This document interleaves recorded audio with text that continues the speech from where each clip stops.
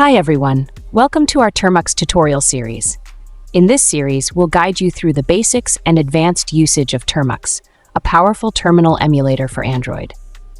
First things first, you'll need to install Termux on your Android device.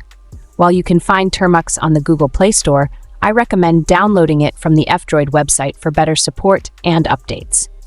Alternatively, you can download Termux from a trusted blog post. After downloading, simply install the app on your devices.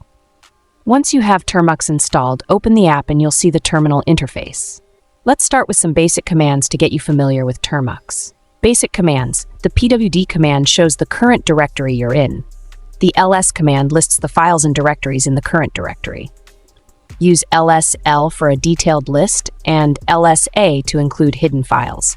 The cd command changes the current directory. Use cd to move up one directory level. Create a new directory with the mkdir command. The touch command creates a new empty file.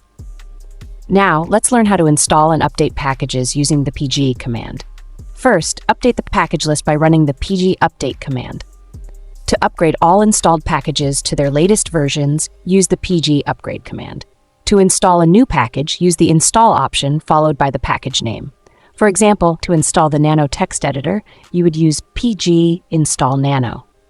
To remove an installed package, use the uninstall option with the package name, like pg uninstall nano. If you're unsure about the exact name of a package, you can search for it using the pe search command.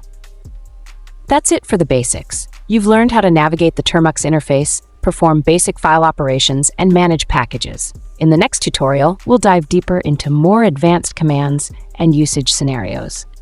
If you found this video helpful, please like, subscribe, and hit the notification bell so you don't miss our next video.